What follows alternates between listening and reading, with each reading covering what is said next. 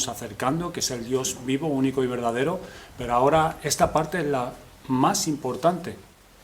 Es donde, porque la predicación tiene el lugar central de la adoración de Dios, que es la predicación de la palabra. Así que también nuestra disposición para escuchar. Lo que vamos a oír es la voz de Dios. Aquí es un hombre débil, pecador como tú, pero es la palabra de Dios.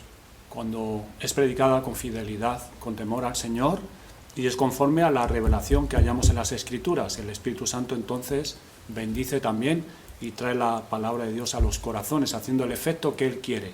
Para unos, santificar, para vigorizar a su pueblo, para bendecirlo, para fortalecerlo. Para otros, para mostrarle el camino por el cual pueden ser salvos, de la manera que Dios ha establecido, solamente por la fe y arrepentimiento, confiando en el Señor Jesucristo. Así que es muy importante la disposición que tengamos ahora a la hora de escuchar la palabra de Dios, siempre con el propósito de obedecer lo que Dios hoy nos va a decir. Vamos a pedir la bendición de nuestro Dios y Padre. Padre Santo, Señor, nos acercamos a ti en esta hora para pedirte, Señor, rogarte que tú nos bendigas a través de tu palabra. Te hemos traído, Señor, pues nuestras ofrendas por medio de nuestros labios, de nuestro corazón, de nuestros afectos hacia ti y hacia tu Hijo Jesucristo. Señor, y ahora necesitamos que tú nos hables, que tú nos amonestes, nos guíes, nos fortalezcas, nos enseñes a través de tu palabra, por medio de ejemplos, por medio de mandamientos. Señor, ¿qué es lo que tú quieres? ¿Qué áreas en nuestra vida tienen que ser tratadas? Trata tú con nosotros, con tu pueblo, Señor. No nos dejes, Señor, como estamos, sino danos la dirección y la luz que necesita nuestro entendimiento, pero que todo ello sea llevado, Señor, a obedecerte. Ayúdanos, Padre. Salva también entre nosotros a aquellos que no son salvos, que sus pecados no han sido perdonados todavía porque no se han arrepentido y no se han acercado a ti y no confían en el Señor Jesucristo, que es el don que tú has dado, Señor, a los hombres, por el cual pueden ser salvos de todos sus pecados y tener vida eterna, y ser reconciliados contigo y ser adoptados como hijos tuyos. Padre, ayúdanos. Ayúdame a mí a la hora de exponer tu palabra y ayuda a los hermanos y a los amigos a abrir su oído, a prestar con atención, Señor, tu palabra, porque es tu voz, Señor. En el nombre de Cristo, amén. Amén.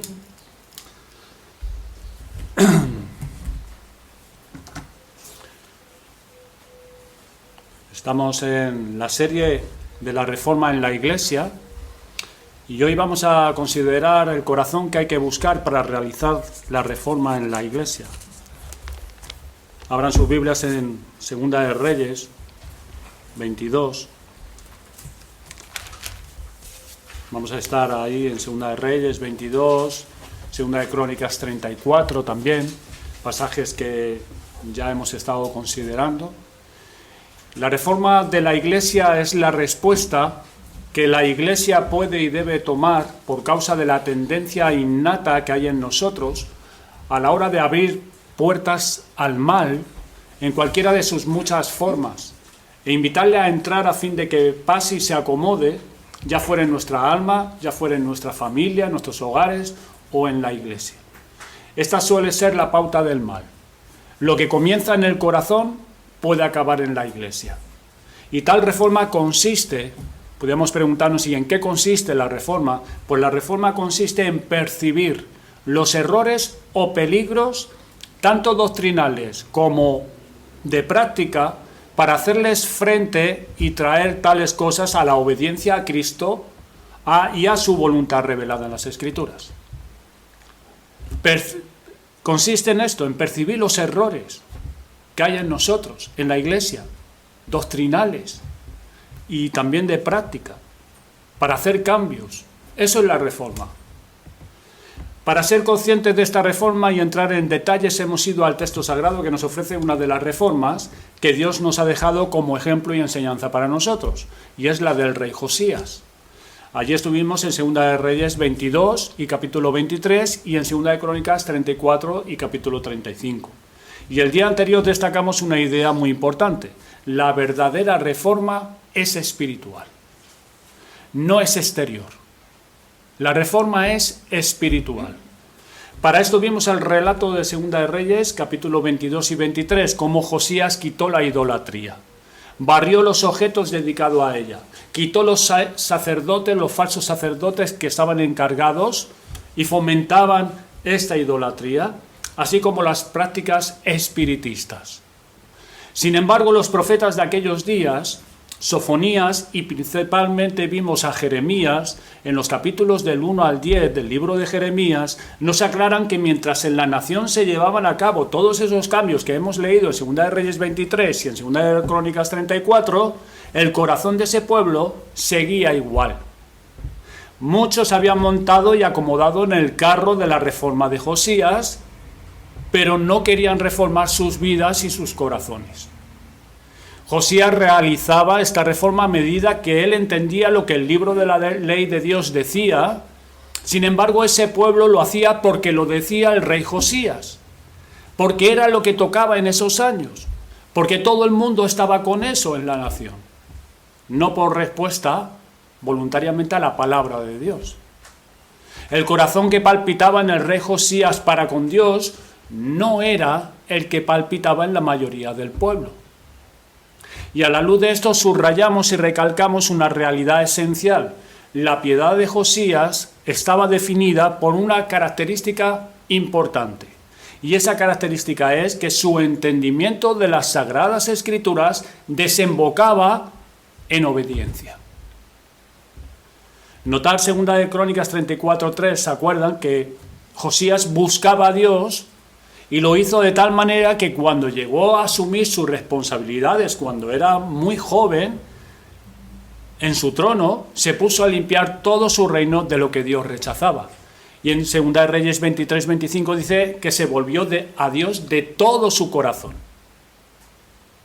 Y tomaba en serio todo lo que Dios decía en su ley. De todo su corazón, en lo que recalcamos, y toda la voluntad revelada de Dios. Hoy en nuestro tema nos vamos a quedar en el punto al que llegamos el día anterior, y es que el entendimiento de las Sagradas Escrituras que desemboca en la obediencia a Dios. El entendimiento de las Sagradas Escrituras que desemboca en la obediencia a Dios. Hermanos y amigos, si queremos buscar y mantener el espíritu de la reforma, dado que es espiritual, solo podrá llevarse a cabo en la Iglesia donde impera esta clase de corazón. Si no es así, estamos poniendo peros en el Evangelio. Dios dice tal cosa, pero Dios requiere esto de nosotros, pero... Y detrás de ese pero están las excusas que a nosotros nos parecen válidas y suficientes para torcer o recortar a nuestro criterio o conveniencia las demandas de Dios. Clasificando esas demandas como que son antiguas, que son extremistas, o quizás como que no lo veo conveniente, siendo estas excusas suficientes para recortar o eliminar lo que Dios quiere y lo que Dios nos ha revelado claramente en las Sagradas Escrituras. Qué importante es que nosotros podamos dar luz a nuestra alma para ver dónde se traba nuestra alma con la verdad del Evangelio y sus demandas que llegan a nuestros oídos con estos peros que son trabas suficientes para obstaculizar parcial o completamente las verdades y demandas del Evangelio. Esto es lo que les planteaba Cristo a sus oyentes cuando oían el discurso del Sermón del Monte, allí en Mateo capítulo 7. El Señor les dijo a los que habían oído todo el sermón, dice, pero cualquiera que me oye estas palabras y no las hace, fíjese, cualquiera, sin distinción, cualquiera, ya sea hombre, mujer, muchacho, judío, gentil, rico, pobre, cualquiera que me oye estas palabras y no las hace, le compararé a un hombre insensato, que edificó su casa sobre la arena, y descendió lluvia, vinieron ríos, y soplaron vientos, y dieron con ímpetu contra aquella casa, y cayó. Y fue grande su ruina. Si algún pero se levanta que impida llegar a hacer lo que oyeron, están haciendo una construcción que no va a poder hacer frente al juicio de Dios, las pruebas que el Señor mande, a los engaños y la presión del mal. No se va a sostener esa casa. Esa casa caerá ante las lluvias, esa casa no podrá mantenerse en pie, porque los ríos darán contra ella. Y el Señor dice que es un hombre insensato. Insensato, cualquiera que oye estas palabras y no las hace. En el camino entre el oír y el hacer, encontró un obstáculo.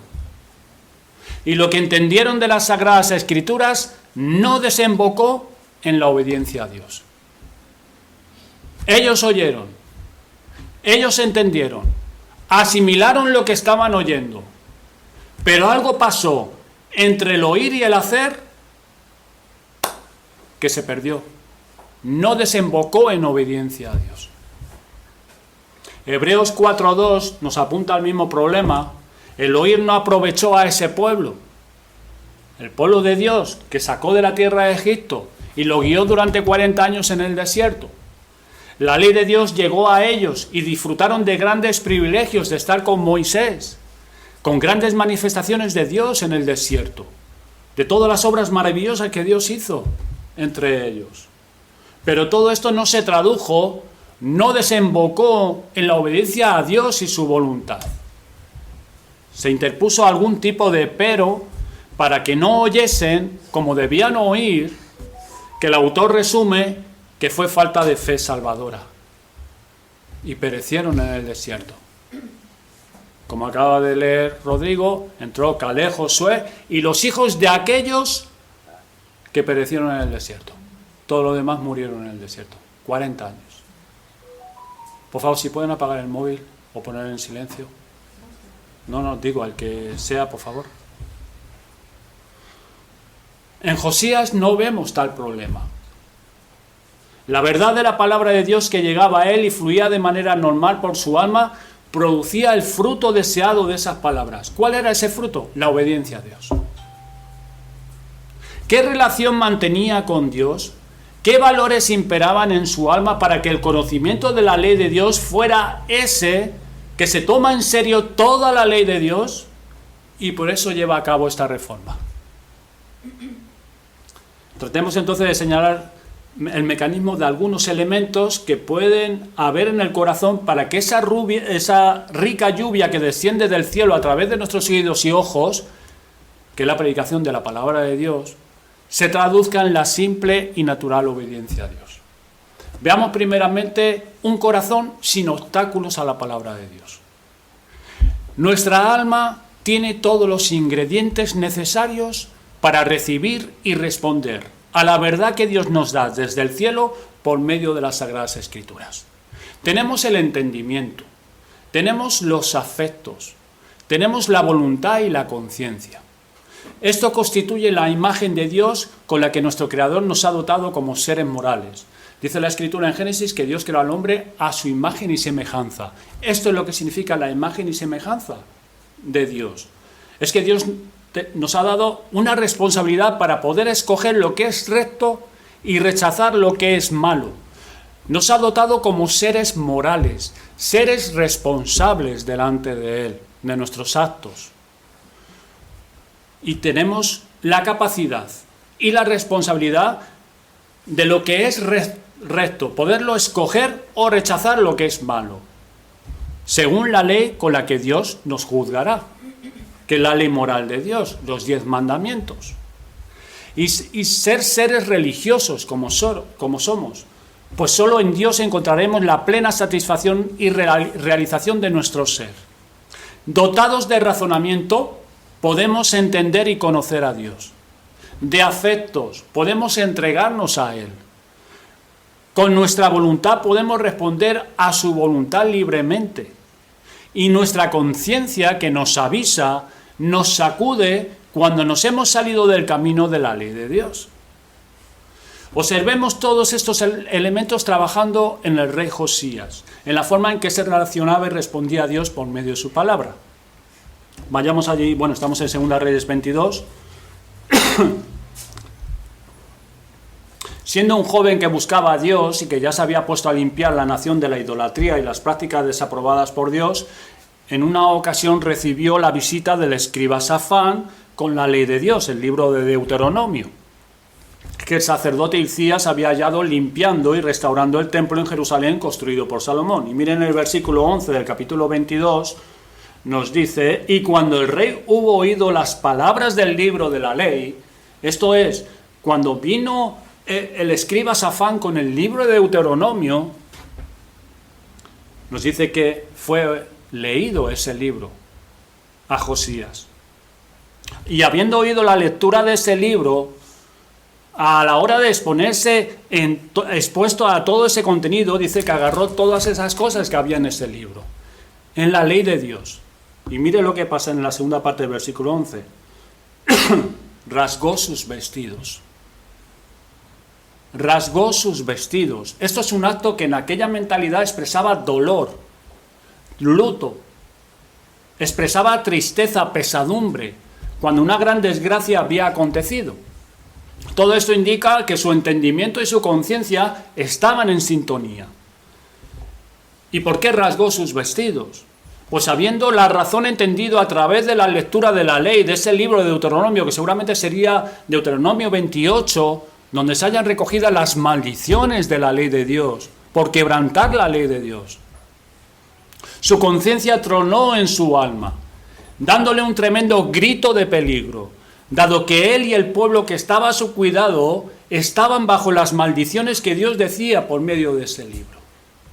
Y esto lo expresó rasgando sus vestiduras. En el versículo 13, vemos que acto seguido reaccionó inmediatamente.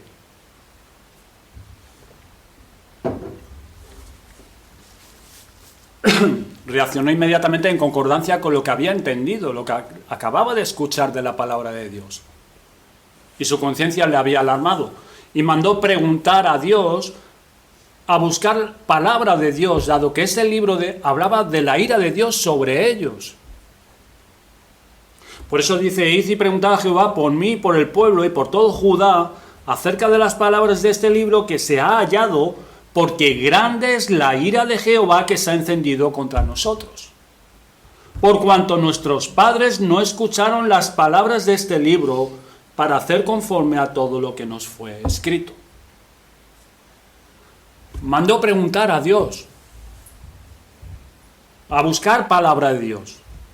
Y percibimos aquí la voluntad actuando del rey Josías, en consecuencia con la conciencia y con su entendimiento. Esta voluntad tomó las decisiones acorde a lo que ahora sabía. Antes no lo sabía, pero ahora sí. Su entendimiento, su conciencia tronó en su interior. Estamos en serios peligros y su voluntad se mueve. Vamos a buscar palabra de Dios. Envió a consultar a Dios por medio de una profetisa que se llamaba Hulda, que vivía en Jerusalén. Y en el versículo 15 esta mujer le confirma que Dios traía lo recogido en ese libro de la ley. Miren versículo 15 y 17. Y ella les dijo: así ha dicho Jehová, el Dios de Israel, decid al varón que os envió a mí. Así dijo Jehová: he aquí yo traigo sobre este lugar y sobre todos los que en él moran todo el mal de que habla este libro que ha leído el rey de Judá. ¿Por qué? Versículo 17. Por cuanto me dejaron a mí y quemaron incienso a dioses ajenos, provocándome a ira con toda la obra de sus manos, mi ira se ha encendido contra este lugar y no se apagará. Y no se apagará. No obstante, Dios había visto algo más en el corazón de Josías. Versículo 19. Y tu corazón se enterneció. 18. Mas al rey de Judá, que os ha enviado a mí para que preguntáis a Jehová, diréis así: así ha dicho Jehová, el Dios de Israel: por cuanto oíste las palabras de este libro, y tu corazón se enterneció y te humillaste delante de Jehová. Cuando oíste lo que yo he pronunciado contra este lugar y contra sus moradores, que vendrán a ser asolados y malditos, y rasgaste tus vestidos y lloraste en mi presencia, también yo te he oído, dice Jehová. Dios vio esto en el corazón de Josías. Cuando oía la ley de boca de Safán, se enterneció, se humilló este rey. Lo contrario de duro, fuerte, que se resiste. Este hombre se derrumbó y con un sentido grande de su miseria. Los afectos de su corazón. No solamente la razón, no solamente la conciencia y la voluntad que le movió a hacer algo, los afectos. Los afectos de su corazón actuaban en consonancia a lo que había entendido y la conciencia le había avisado. Lo cual indica que esto ciertamente había llegado a afectarle profundamente. Toda su alma estaba respondiendo y reaccionando a lo que Dios decía. Miren el 23.1. Dice, entonces el rey mandó reunir con él a todos los ancianos de Judá y de Jerusalén. Y subió el rey a la casa de Jehová con todos los varones de Judá y con todos los moradores de Jerusalén, con los sacerdotes y profetas y con todo el pueblo, desde el más chico hasta el más grande. Y leyó, oyéndolo ellos, todas las palabras del libro del pacto que había sido hallado en la casa de Jehová. Lo vemos otra vez relacionando cuando los enviados llegaron con la respuesta de parte de Dios, de lo que le había dicho la profetisa Hulda. Convocó a todo el pueblo para comprometerse a obedecer a Dios, porque dice el versículo 3, y poniendo el rey en pie junto a la columna, hizo pacto delante de Jehová, de que irían en pos de Jehová y guardarían sus mandamientos, sus testimonios y sus estatutos, con todo el corazón y con toda el alma, y que cumplirían las palabras del pacto que están escritas en aquel libro.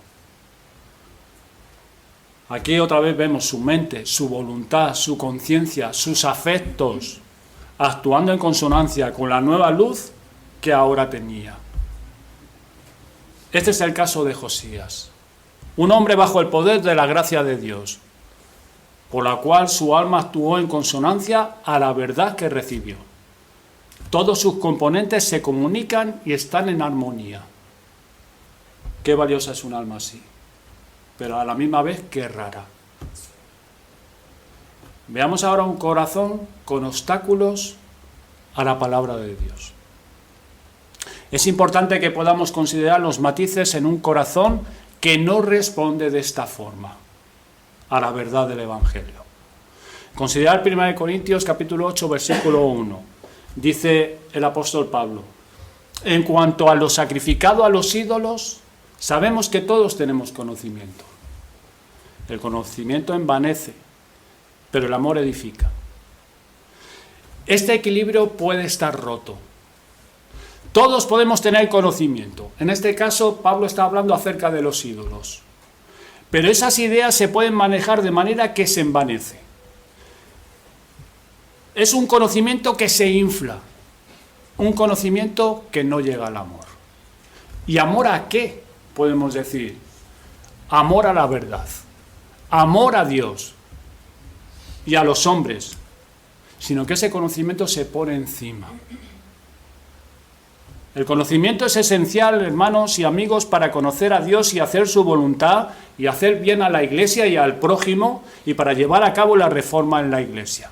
El conocimiento es bueno. Sin embargo, puede ser que ese conocimiento, en lugar de llevar a ese fin, más bien alimente y fortalezca el mal. Y se puede asimilar y digerir verdades de tal manera que el pecado crece en el corazón. Y en lugar de salir obediencia a Dios, se eleva a sí mismo ese conocimiento y cree que tiene razón y excusas para torcer la palabra de Dios y usarla a su criterio. Volvamos al tiempo de Josías, al relato de lo que pasaba entre ellos a la luz de Jeremías. Y este profeta nos muestra cómo el alma de muchos estaba llena de tropiezos e impedimentos para la palabra de Dios. Sí que digerían las verdades, sí oían la palabra de Dios, pero había una serie de obstáculos que no desembocaban en la obediencia a Dios. Sí entendían, sí oían, pero no obedecían. Vayamos a Jeremías, capítulo 5.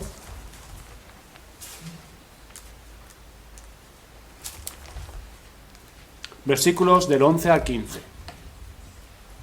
Vamos a ver algunos ejemplos de obstáculos que hay en el corazón para obedecer a la palabra de Dios. Dice así, versículo 11: porque resueltamente se rebelaron contra mí la casa de Israel y la casa de Judá, dice Jehová. Negaron a Jehová y dijeron: Él no es, y no vendrá mal sobre nosotros, ni veremos espada ni hambre. Está bien en sus Biblias, Así se hará a ellos. Por tanto, así ha dicho Jehová, Dios de los ejércitos, porque dijeron esta palabra: he aquí yo pongo mis palabras en tu boca por fuego, le está hablando al profeta Jeremías, y a este pueblo por leña, y los consumirá. He aquí yo traigo sobre vosotros gente de lejos, oh casa de Israel, dice Jehová, gente robusta, gente antigua, gente cuya lengua ignorarás y no entenderás lo que hablaré. Y estaba hablando sobre la vara que el Señor iba a emplear, que eran los babilonios. Jeremías expresa cómo este pueblo estaba fuerte, resistiéndose a la ley de Dios, en una actitud dura. Fíjese lo que dice: negaron a Jehová y dijeron: Él no es. Él no es. Y no vendrá mal sobre nosotros, ni veremos espada ni hambre. Es una actitud dura, paralelamente al capítulo 3:20 de Jeremías, que nos dice que este pueblo fue infiel, como la mujer adúltera es infiel a su marido. Abandonaron a Dios. Notar qué ideas dan pie a esa posición hacia Dios. Dijeron: no vendrá mal sobre nosotros, ni veremos espada ni hambre. Habían oído acerca de las demandas de Dios por su palabra y los profetas, y conocían las amenazas si no las tomaban en serio. No obstante, sus conciencias no se alarmaban, ni gritaba diciendo su conciencia: cuidado, cuidado. No. Había una ruptura entre su conocimiento y su conciencia. Y esta, la conciencia, estaba muda. Quedaba muda. Su conocimiento y su conciencia no actuaban acorde a la luz que venía de Dios. Miren, Matthew Henry dice, en base a este pasaje, en su comentario, dice: las multitudes serán destruidos por creer que Dios no será tan estricto como su palabra dice. Y aquí vemos un aletargamiento de la conciencia para no responder. Es como una conciencia aletargada ante las amenazas de Dios por su profeta, de todos los males que iban a venir si no se arrepentían. Y la conciencia está aletargada, no reacciona acorde a la palabra de Dios. Pero no así Josías, que cuando oyó las amenazas de la ley de Dios, se alarmó tremendamente. Aquí tenemos hombres a quienes llegaba la verdad acerca de Dios y su voluntad, que no desembocaba en obediencia porque su entendimiento no comunicaba con su conciencia. Podían oír las amenazas de Dios y pensar: eso no será así. Eso no será así. Dios es tan bueno. Eso no será así. No será para tanto. No será para tanto. Como Dios es amor, Dios no va a actuar así. Y esa es la razón que encuentran para no tomar en serio su palabra en las demandas que Dios hace. ¿Qué hace Dios en su bondad para desatascar, para quitar ese atascamiento ¿Qué hace Dios? Pues miren, lean los versículos 16 y 17. El Señor, más serias amenazas todavía. Fíjese cómo dice su aljaba, hablando de esta gente robusta que el Señor iba a traer, que iba a ser su vara para disciplinar a su pueblo. Dice, su aljaba como sepulcro abierto, todos valientes. Y comerá tu mies y tu pan, comerá a tus hijos y a tus hijas. Comerá tus ovejas y tus vacas, comerá tus viñas y tus higueras, y a espada convertirá en nada tus ciudades fortificadas en que confías. Terrible, ¿eh?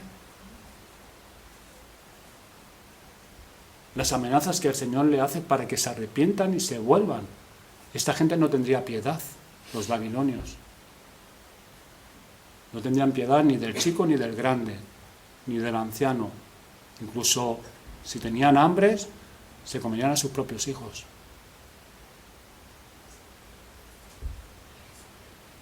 Miren Jeremías 5:31. Los profetas profetizaron mentira y los sacerdotes dirigían por manos de ellos. Y mi pueblo así lo quiso. ¿Qué pues haréis cuando llegue el fin? Habla de aquí de profetas que no se ajustaban a la verdad de Dios. Profetas que profetizaban mensajes que Dios no les había dicho que tenían que hablar al pueblo. Ellos profetizaban pues paz, paz para el pueblo. Y el pueblo andaba desenfrenado, eran falsos profetas. Y los sacerdotes que ministraban en obediencia, y los sacerdotes que ministraban en el templo, no según las directrices de Levítico, sino según sus manos, esto es, según sus criterios, sus ideas o gustos y preferencias, no en base a lo que Dios había revelado en Levítico, cómo tenía que ministrar el sacerdote en el templo. Y esto era lo que muchos en aquel tiempo buscaban. Nos dicen, y mi pueblo así lo quiso. Ellos querían este tipo de profetas. Y querían este tipo de sacerdotes en el templo. Aquí es su entendimiento el que tiene el problema. Les desagrada a los profetas verdaderos, aquellos que le traen la palabra de Dios. Y los sacerdotes que ministraban en obediencia a la ley, este pueblo no lo quería. No quería ese tipo de sacerdotes. Sino más bien les agradaban las palabras que los otros profetas les decían. Aquellos profetas que traían palabras ellos mismos, que no era la palabra de Dios. Sí les hablaban de Dios, sí les decían algo de Dios, pero les dejaban vivir tranquilos, como dice el versículo 28. Se engordaron y se pusieron lustrosos y sobrepasaron los hechos del malo. No juzgaron la causa del huérfano. Con todo se hicieron prósperos y la causa de los pobres no juzgaron. Estos falsos profetas y estos falsos sacerdotes no se metían con esas cosas, sino tocaban por encima las verdades de Dios, sin llegar a las exigencias y las amenazas de este Jeremías, que sí les predicaba de otra manera, que les predicaba la verdad que les incomodaba para seguir andando en sus caminos. A ese profeta no querían, al profeta Jeremías. Incluso cuando murió Josías, a los pocos años, quisieron matar a Jeremías, asesinarlo, porque era un estorbo para ellos. Ellos querían seguir andando en sus caminos. Este es un entendimiento encadenado al error. Segunda de Tesalonicenses 2, versículos 10 al 11, dice: con todo engaño de iniquidad para los que se pierden, por cuanto no recibieron el amor de la verdad para ser salvos. Por esto, Dios envía un juicio sobre estas personas. Y dice, por esto Dios les envía un poder engañoso, para que crean la mentira, a fin de que sean condenados todos los que no creyeron a la verdad, sino que se complacieron en la injusticia. Es un juicio. de Dios. Miren Jeremías capítulo 6, versículo 10. Jeremías está ahora describiendo otro inconveniente, otro obstáculo.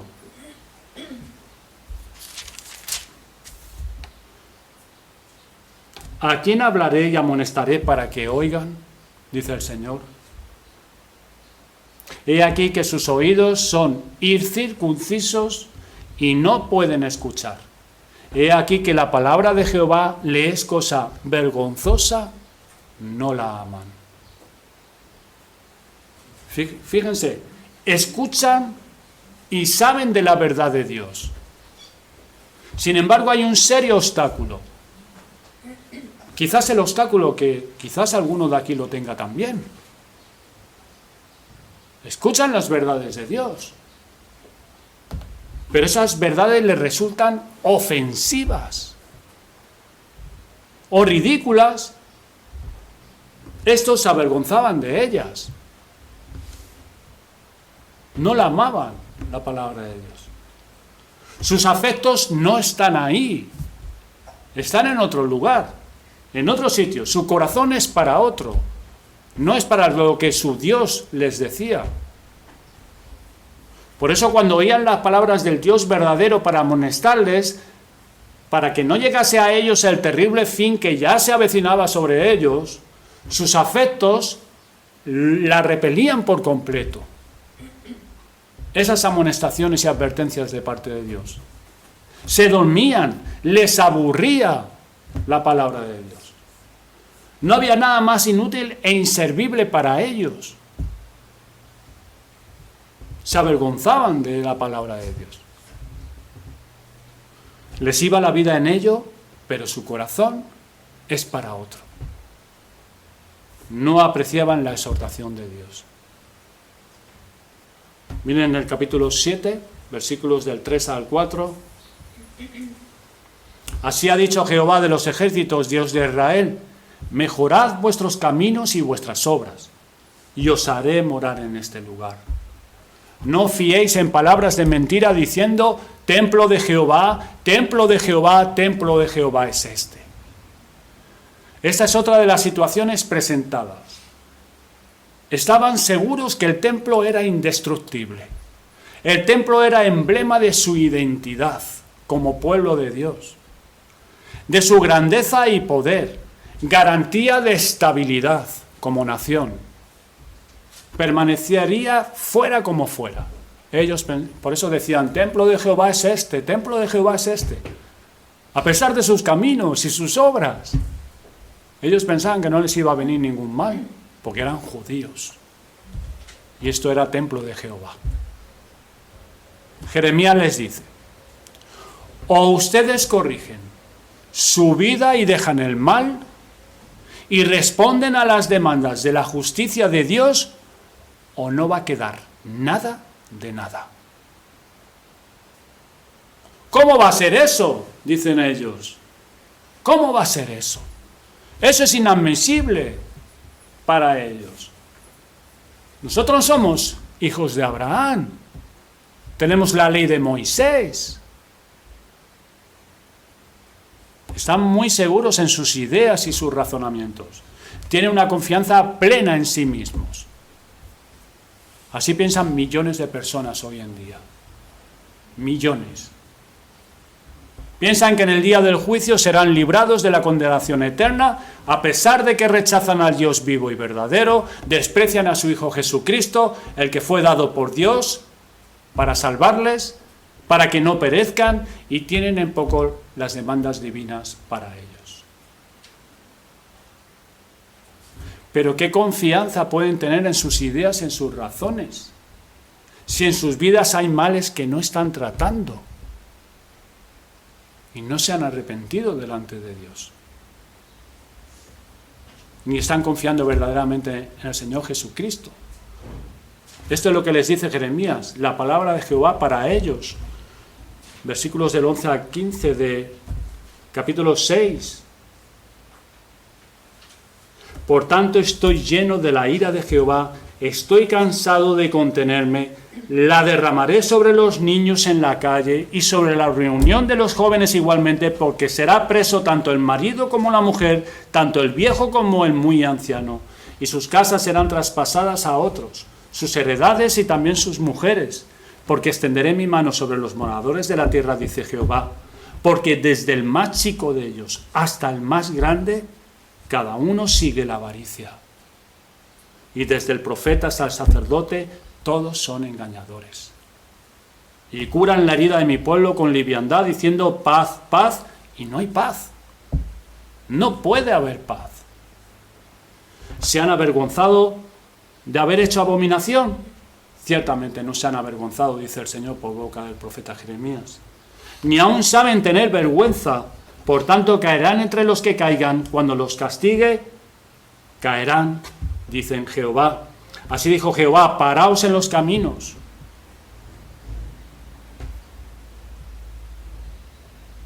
Y preguntad por las sendas antiguas.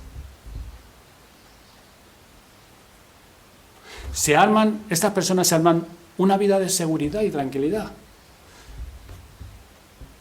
Y pasa lo mismo en el mundo evangélico, en la cristiandad. Aquellos que profesan la fe en Dios, la fe cristiana, se arman una vida de seguridad y tranquilidad en base a unas razones y no sobre la evidencia de la presencia y la obra de Dios. Vienen a la iglesia evangélica, vienen los domingos, leen la Biblia, hacen sus devocionales, pero no hay un amor a Cristo que se manifiesta en una obediencia y una seriedad y un dolor cuando uno ha pecado, cuando uno no se ajusta, pero aún así se arman de una vida de seguridad y tranquilidad, porque son evangélicos, y así será una iglesia evangélica. Pero hay dominio propio en esa vida, hay humildad, hay obediencia a toda la palabra de Dios. Fíjense lo que hemos leído, 16 al 18, dice Jehová, paraos en los caminos y mirad, y preguntad por las sendas antiguas, cuál sea el buen camino, y andad por él, y hallaréis descanso para vuestras almas. Qué justo y buen consejo de parte del Señor para su pueblo.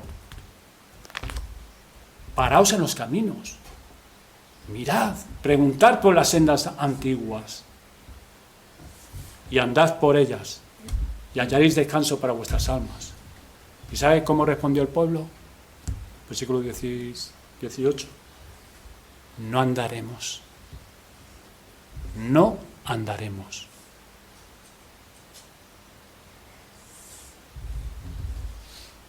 Un alma donde la comunicación entre la mente y la voluntad está rota, oye de Dios y de la verdad y está tranquila. Y descaradamente puede decir rotundamente que no a lo que Dios quiere y le exhorta. No andaremos.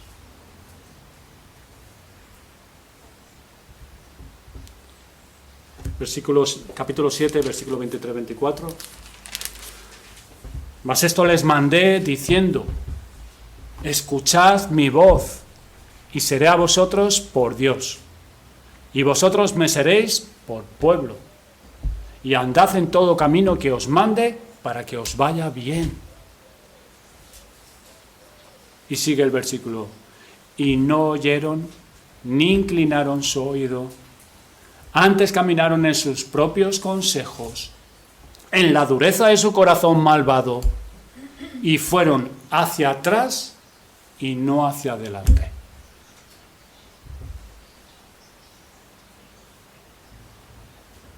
Y el Señor les dice, por boca del profeta, versículo 25, desde el día que vuestros padres salieron de la tierra de Egipto hasta hoy, Y os envié todos los profetas, mis siervos, enviándolos desde temprano y sin cesar. Pero no me oyeron, ni inclinaron su oído, sino que se endurecieron su cerviz e hicieron peor que sus padres. Tú pues les dirás todas estas palabras, pero no te oirán. Los llamarás y no te responderán. Les dirás, por tanto, esta es la nación que no escuchó la voz de Jehová su Dios, ni admitió corrección, pereció la verdad, y de la boca de ellos fue cortada. Corta tu cabello y arrójalo, dice el Señor a Jeremías. Y levanta llanto sobre las alturas, porque Jehová ha aborrecido y dejado la generación objeto de su ira. Porque los hijos de Judá han hecho lo malo ante mis ojos, dice Jehová, pusieron sus abominaciones en la casa sobre la cual fue invocado mi nombre, amancillándola.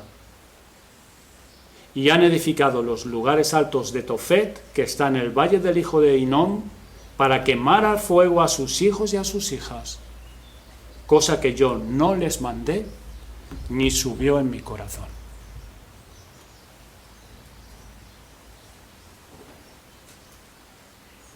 Y por último, Jeremías capítulo 8, versículo 5, dice, ¿por qué es este pueblo de Jerusalén rebelde con rebeldía perpetua? Dice el Señor. Abrazaron el engaño y no han querido volverse.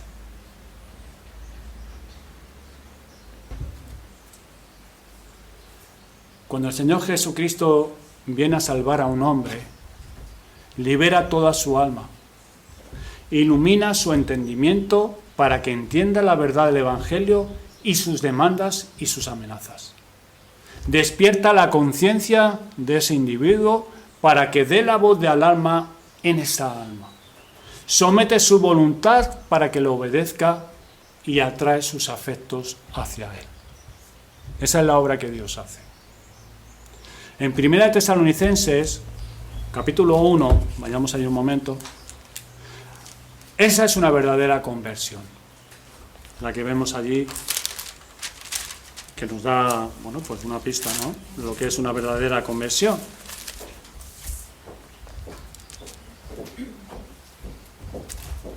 Y vosotros vinisteis a ser imitadores de nosotros y del Señor.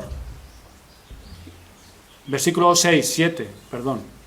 Y vosotros vinisteis a ser imitadores de nosotros y del Señor, recibiendo la palabra en medio de gran tribulación, con gozo del Espíritu Santo, de tal manera que habéis sido ejemplo a todos los de Macedonia y de Acaya que han creído.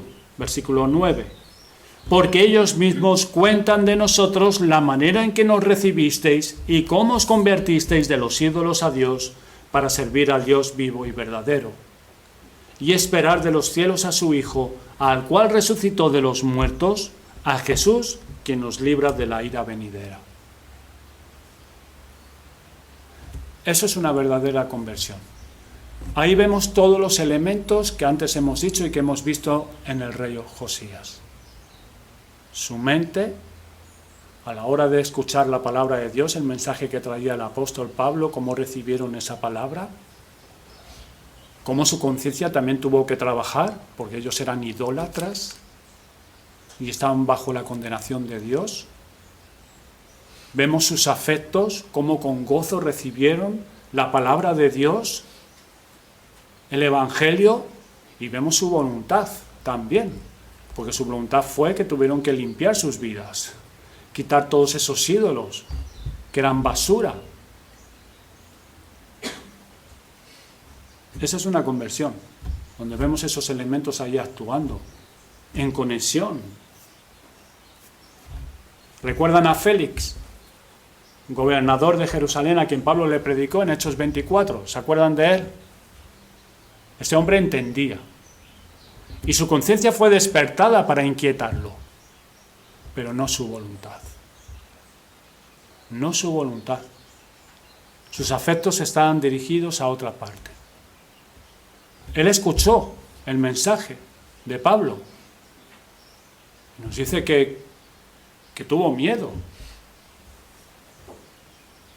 Fue convencido, su conciencia sí estaba despierta a lo que Pablo le estaba diciendo, pero no su voluntad. Amigo, considera el peligro en escuchar y recibir el Evangelio de Cristo y entristecerte un poco por tu conciencia, o en alegrarte un poco, pues quizás tus afectos son alcanzados, pero tu voluntad no queda sujeta a Cristo. Si lo que oyes y conoces del Evangelio no desemboca, y esto lo digo para todos nosotros, creyentes y no creyentes, si lo que nosotros oímos y conocemos del Evangelio no desemboca en la obediencia a Dios en todas las cosas que Él requiere, no podemos quedarnos tranquilos. Ni con eso pensar que ya hemos llegado porque hayamos entendido o nos hayamos entristecido, o porque he visto el pecado, o porque el Señor me ha convencionado de pecado. Si eso no desemboca en obediencia, no te quedes tranquilo, porque eso no es nada. No es la obra completa.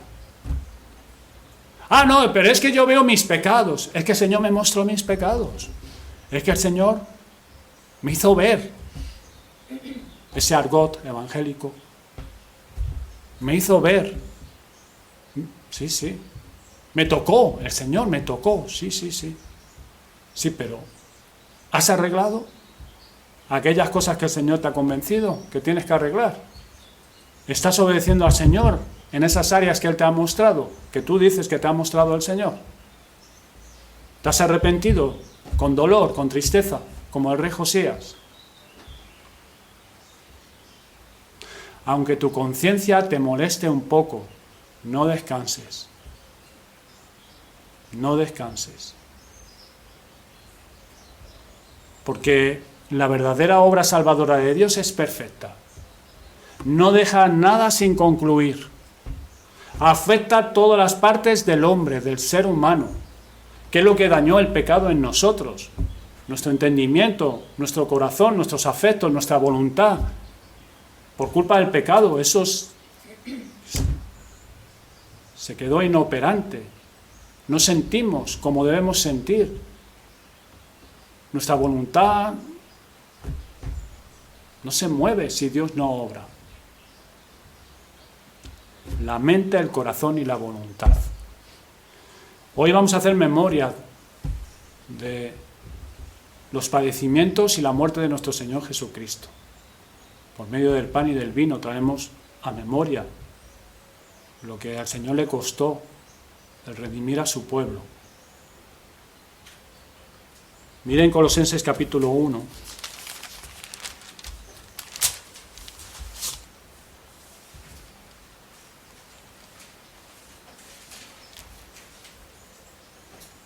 Del 9 al 14. Ahí también vemos el conocimiento, la voluntad y los afectos. Lo que el Señor ha obrado en nosotros también. Dice, por lo cual, versículo 9, también nosotros, desde el día que lo oímos, no cesamos de orar por vosotros y de pedir que seáis llenos del conocimiento de su voluntad en toda sabiduría e inteligencia espiritual. ¿Para qué? Versículo 10. Para que andéis como es digno del Señor, agradándole en todo, llevando fruto en toda buena obra y creciendo en el conocimiento de Dios.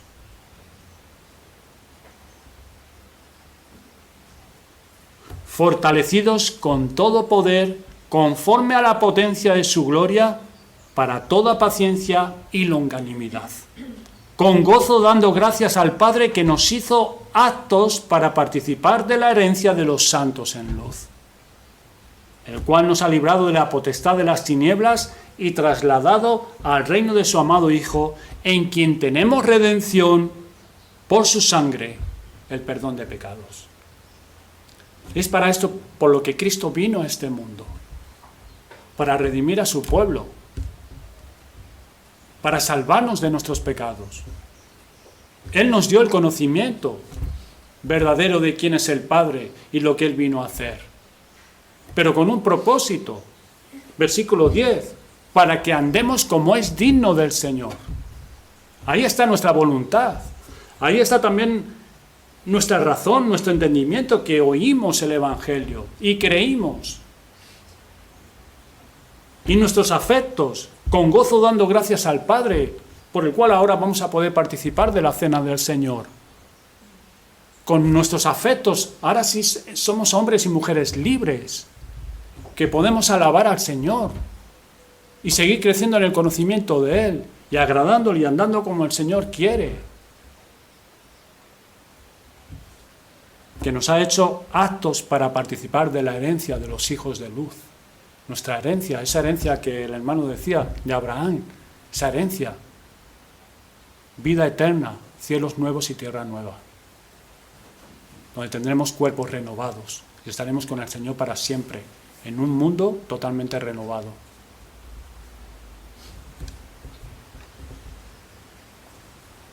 Fíjese también lo que nos dice el apóstol Pablo, que tengamos memoria ahora cuando nos acercamos a la cena.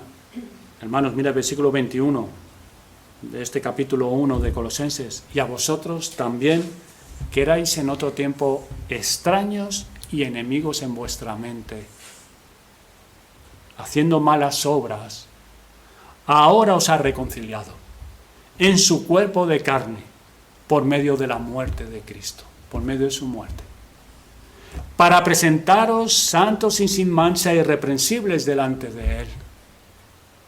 Si en verdad permanecéis fundados y firmes en la fe, y sin moveros de la esperanza del Evangelio que habéis oído, el cual se predica en toda la creación que está debajo del cielo, de lo cual yo, Pablo, fui hecho ministro.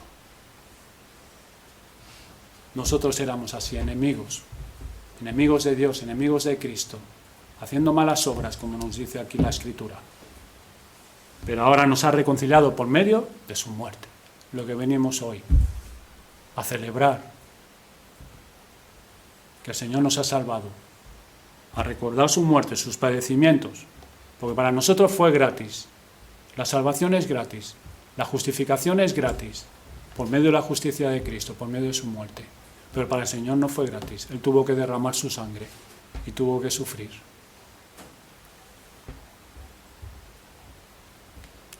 Hermanos, los que hemos profesado la fe, a la luz de la obra de gracia de Dios en nuestras almas, es necesario preguntarse si nuestro entendimiento de la palabra de Dios que leemos y oímos comunica de forma adecuada con nuestra conciencia, con nuestra voluntad y con nuestros afectos.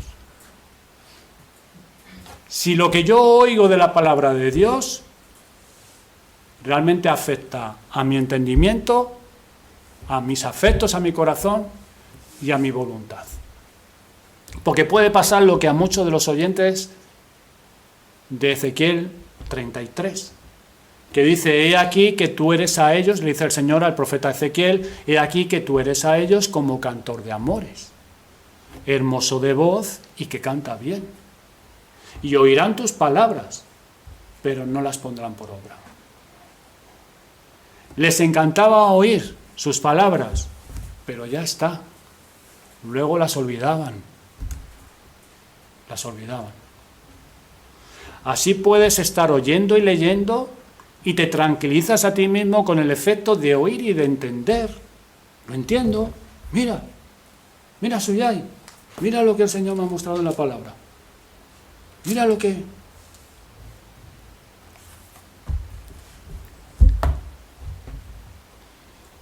Pero no hay una reprensión de la conciencia o un compromiso para sujetar tu voluntad en aspectos nuevos que el Señor te muestra, que tienes que tratar. Cuidado que no se quede solo en nuestro entendimiento, hermanos, y que ciertas cosas que Cristo requiere en el Evangelio las manejemos a nuestra forma, porque nuestro corazón no está en Cristo en ese momento, sino en otro sitio. Cuidado que en lugar de juzgarte a ti mismo, llegues a criticar la palabra de Dios para sentirte en libertad de coger o no, según tu conveniencia. ¿Cómo Josías hizo la reforma, hermanos y amigos? con un corazón que estaba vuelto a Dios, su voluntad, afectos y conciencia actuaban acorde a lo que Dios le enseñaba en la ley. Nos tenemos que preguntar, ¿mi corazón es así? ¿Tu corazón es así? ¿Serás una ayuda o un problema? ¿Serás un obstáculo para la reforma que nosotros necesitamos para la Iglesia? ¿Se podrá realizar una reforma espiritual en esta Iglesia?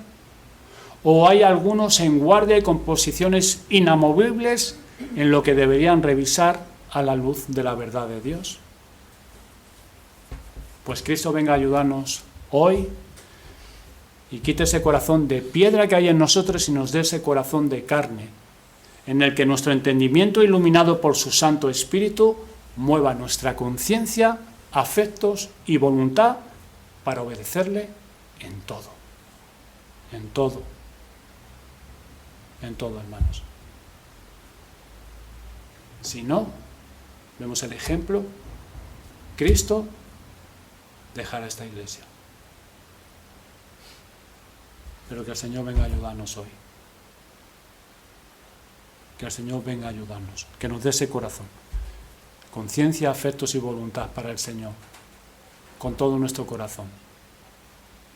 A toda su voluntad. Vamos a orar.